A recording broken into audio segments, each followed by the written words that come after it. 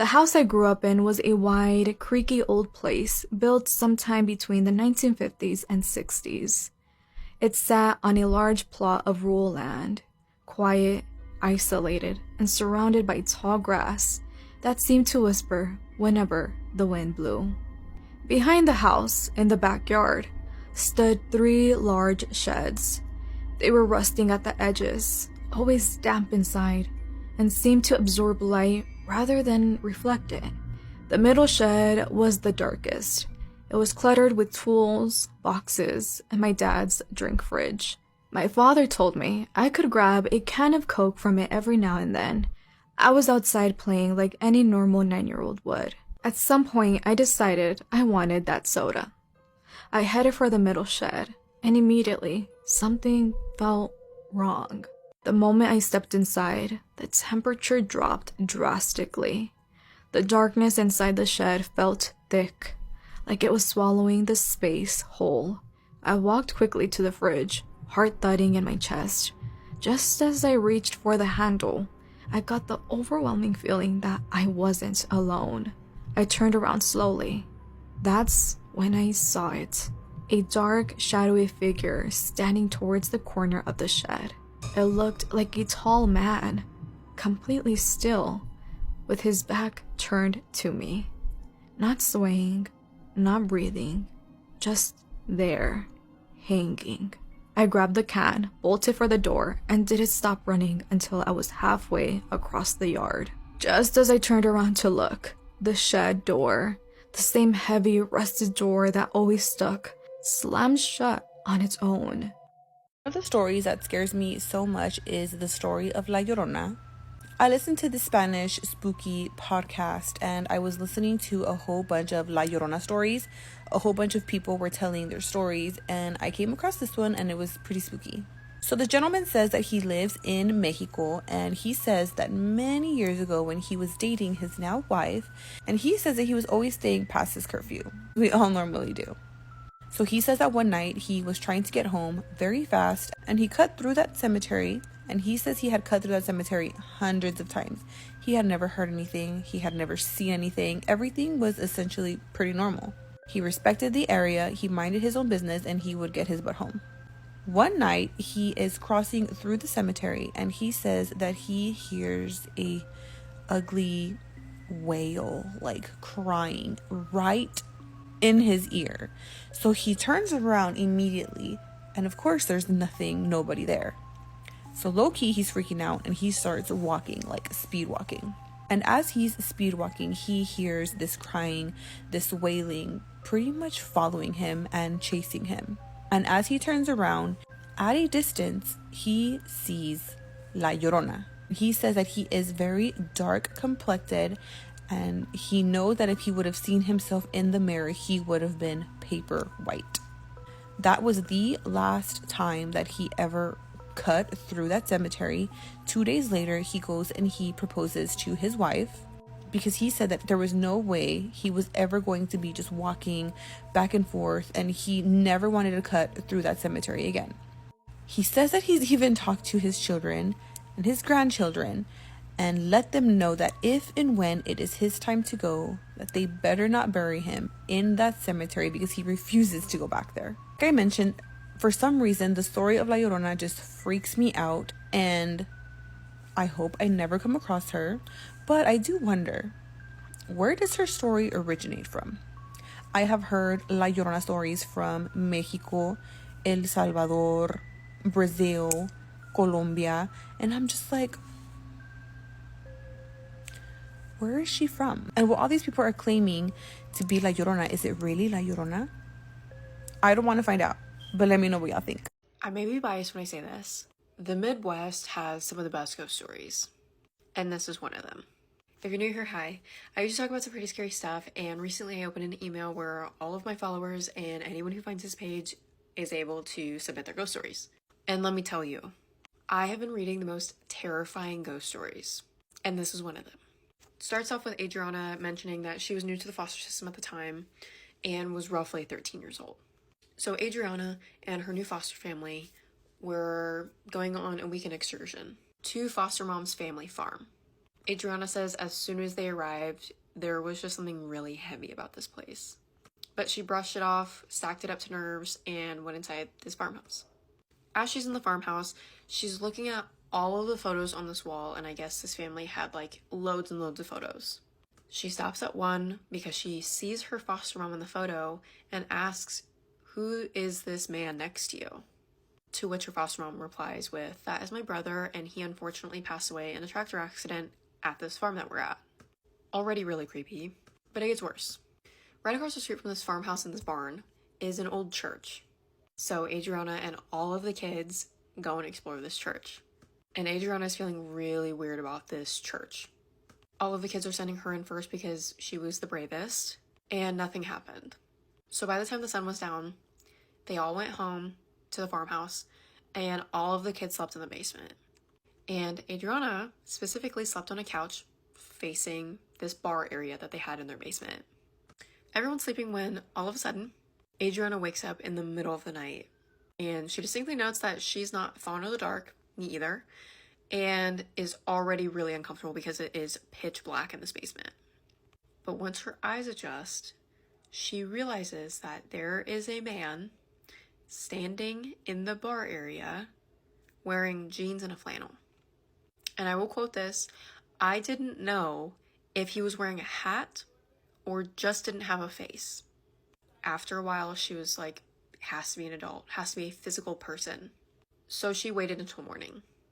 The morning comes, she goes upstairs and is asking every single adult, "Hey, were you in the basement last night? Were you in the basement last night?" And every single one of them said no. And her foster mom was asking, why? Is everything okay? And Adriana said, yes, everything's fine, and didn't want to scare anyone. They left the farm, that was that, and she never talked about it again. But she believes that she saw her mom's brother that night standing in the bar. But anyways, that's going to do it for me. Stay tuned for more ghost stories. Let's read some scary Reddit stories about being home alone. A couple years back, I woke up at 3 a.m. to see someone walk past my bedroom door. I called out in my just woken up, not thinking haze, thinking maybe my boyfriend had come over while I was sleeping, but got no response, so knew it wasn't him.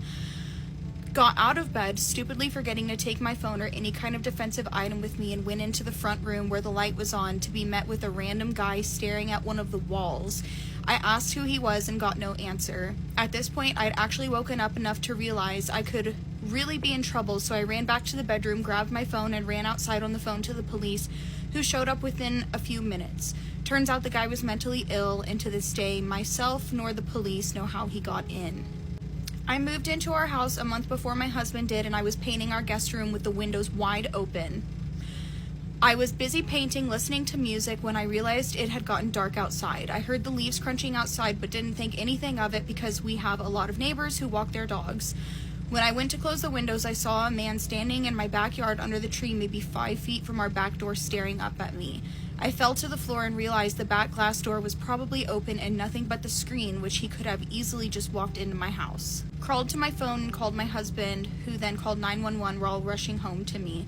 We have a 6-foot-tall fence around our yard. This person hopped it to watch me. I couldn't sleep right at night for months. I was babysitting a kid who had a video monitor and was told that she wouldn't wake up while the parents were out, and if she did, to call them right away. I was watching TV with the monitor set off to the side to keep an eye on her, and right around 11, the camera's view shifted a few inches. It then began to slightly jiggle like someone was messing with it. I was squinting at it, trying to decide what I was actually seeing, and I kid you not, the whole screen burst to static for a few seconds, and the kid started wailing. She stood up and was screaming in her crib just like one of those kids from The Sims. When she didn't fall back asleep after a few minutes, I called Mom and she said, "Okay, we're on our way home anyway. We think she has nightmares. Sometimes it's fine. Never again." Yeah, I would not be babysitting that kid anymore. No. I was about 21 or 22 and living by myself at the time, and I left my window open on a pleasant night. It was low enough to the ground that you could get in if you really tried. Bitch. But the screen wasn't easy to take off, and I lived in a fairly safe neighborhood, so I didn't even think twice about it. Woke up in the middle of the night because I smelled smoke, and I reached out to turn on my lamp, and my hand hit what was very obviously a person! My brain fully woke up at that point, and I realized there was a shirtless man in my bedroom smoking a cigarette and staring at me. I remember yelling for him to get out, and I must have spooked him just as badly as he spooked me, because he leapt out of my window and took off. I slammed it shut and moved a bookcase in front of it, and when I went out the next morning in the daylight, I found the screen sitting against the house. Didn't sleep the rest of the night, and I haven't slept with a window more than cracked ever since. I absolutely refuse to live on the ground floor of a building. I don't know if he was planning to rob me or grape me or both, but it was absolutely terrifying and makes me wonder how many times it happened and I didn't wake up.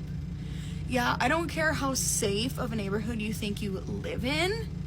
Do not sleep with your frickin' windows open, okay? No. I was home from university for the summer and didn't have a job, so was home alone whilst everyone else was at work. I live in a small village on a quiet street, so completely normal to have all the windows and doors open during the day. Later on in the afternoon, I got a call from my dad. He said, I'm around the corner but struggling to get into the street. I'll explain when I'm home, but lock all the doors, close the windows, and go upstairs?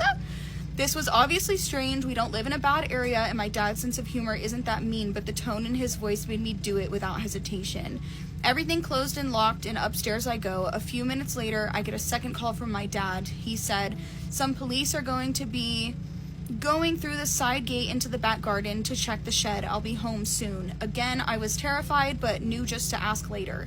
Stayed upstairs, but did see armed police checking the back garden. When my dad finally got home, I obviously asked what had happened. Turns out some 16-year-old kid on our street had taken some legal highs, stabbed a neighbor, then did a runner. Absolutely terrifying, but a sad part is they found him at night because he is scared of the dark and came out of hiding.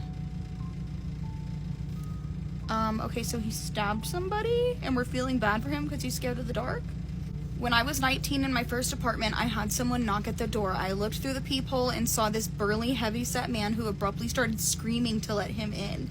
He was screaming things like he was going to beat my ass and kick the door down if I didn't open it. I called the cops, and as soon as someone got on the phone, he started body slamming my door to break in. I was freaking out and crying as they quickly had 5 cops show up within 5 minutes. As soon as he heard the sirens, he quickly walked away, and they met him at the bottom of the stairs. Apparently, he was the previous renter but was extremely intoxicated.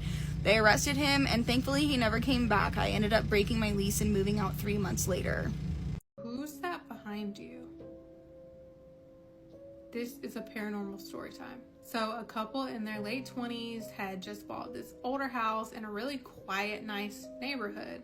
The wife worked from home, and her desk faced this large large window upstairs that it was at the front of the house. She said she always felt like something was watching her, but she never saw anything.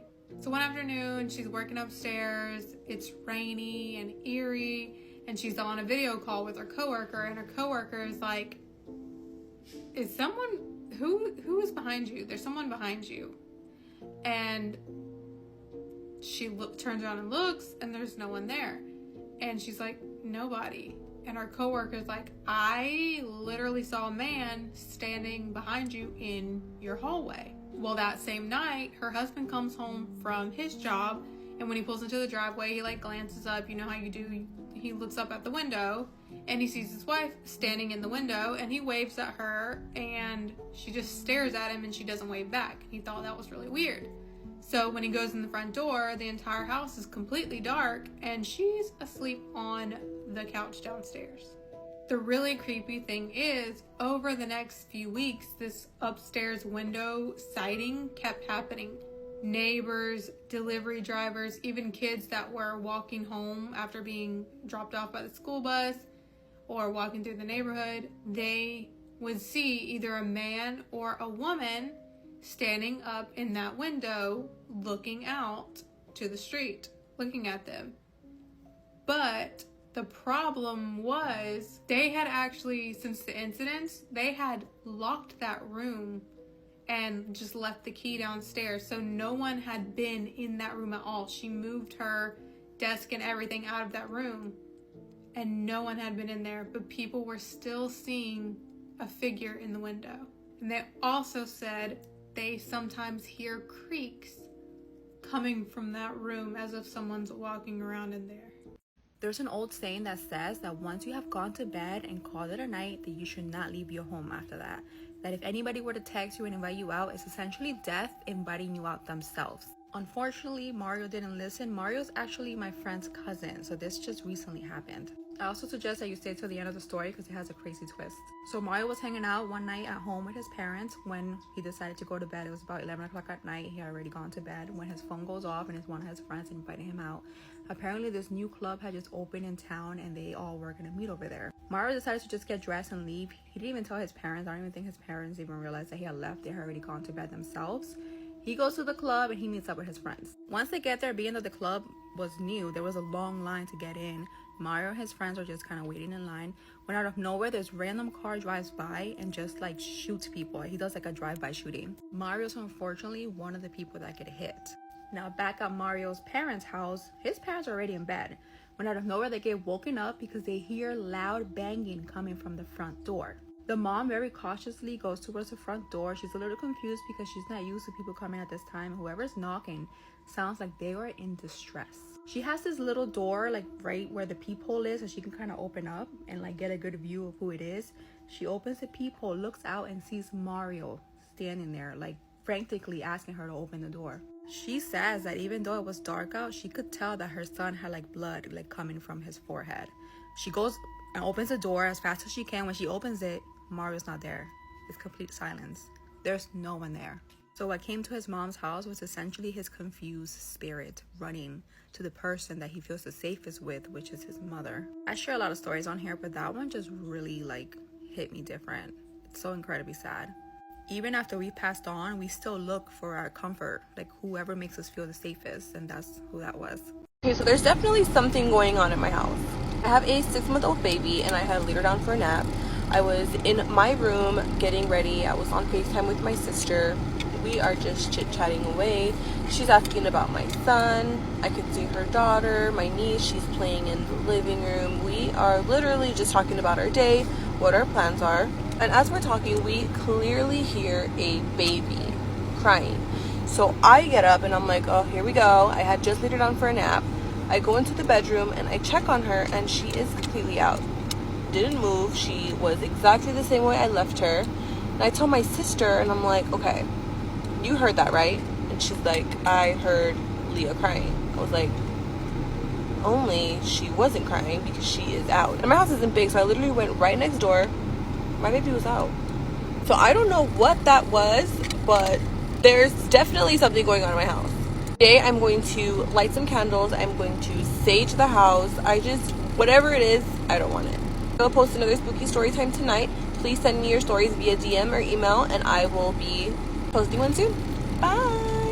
This is a true jinn story that took place within a masjid. The jinn stories are back, guys. Make sure to save and share this video. And if you got the guts, make sure to watch this at 3 AM. Now this story was told to me by an elder, who now, if I'm not mistaken, is around 40-50. But his story actually takes place up north, when he was actually quite young. Kids, when they are extremely young, they will go to the masjid to study Quran, recite, learn about Islam, and of course the base values. And so this is essentially where it starts off. The uncle, who was a boy at the time, what happened is he actually went with a lot of his people. All of them, what they did was they went to study Islam. They actually went to the masjid one day, and it was actually split into two groups. The masjid itself was actually a first floor and then a basement. First group would be on the top floor, and then the second group would of course be in the basement. Now there were two teachers, one for of course the ground floor and another teacher for the basement floor. And so essentially one night what ends up happening is the kids come to of course study, and they come over to the masjid, and as usual they are split into the groups. Now it's important to remember that the boy, he was actually on the top floor. A lot of the time is the kids would stay over at the masjid, so they would bring over their sleeping bags and they would actually end up staying over at the masjid for a night, for 2 nights, however long. As everyone was studying, everything was going normal. The top group and the bottom group, they were continuously reciting Quran. The group at the top floor, they hear a sharp scream. 3 guesses where it came from. It was downstairs in the basement. At first there's silence. Right after this momentary silence, they start hearing footsteps, and they can hear a whole group of kids, 10-11 kids, and of course a man, running up the stairs. They burst through the door panting and they join the group. And in short breaths, they try and explain that they thought they saw something. Even though the lights were all on downstairs, there was areas where it was more dim.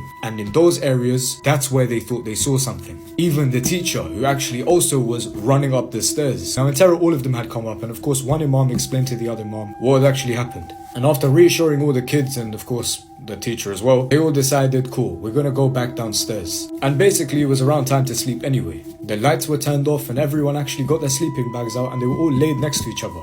And one of those sleeping bags had the boy inside it. As you can imagine, kids are going to be kids and they didn't really sleep instantly. So as they're all laying back, looking up, they hear something out of nowhere, and it comes from the door to the basement. It's like a door closing, and as they hear this, they start hearing footsteps. However, then the door to the actual basement, it opens, and then something actually comes through. Now they don't know what it is because they didn't turn around, but what's terrifying is they didn't have to.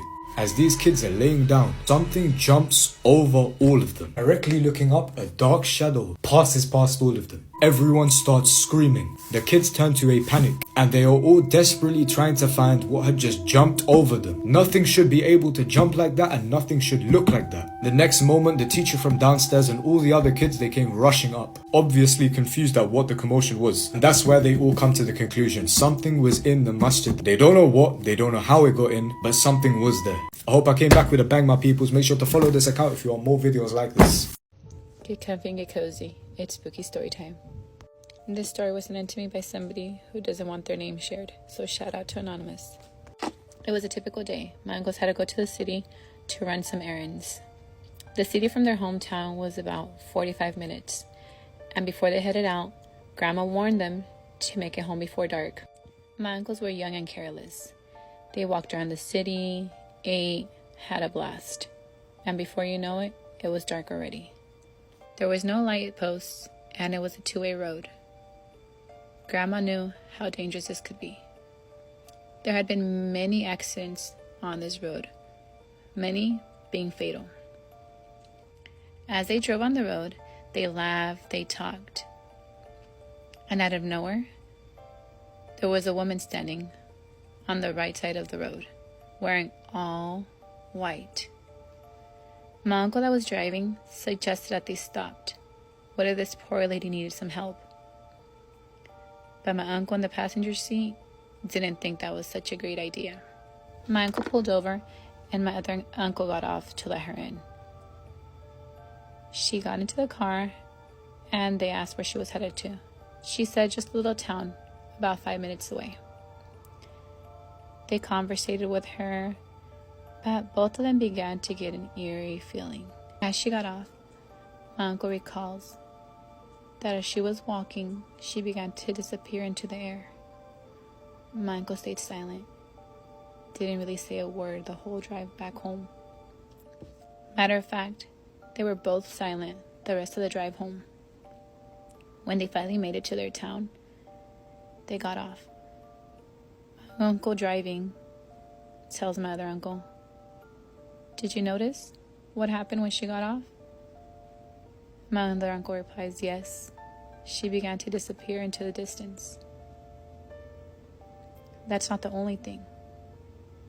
He says, she didn't have any legs.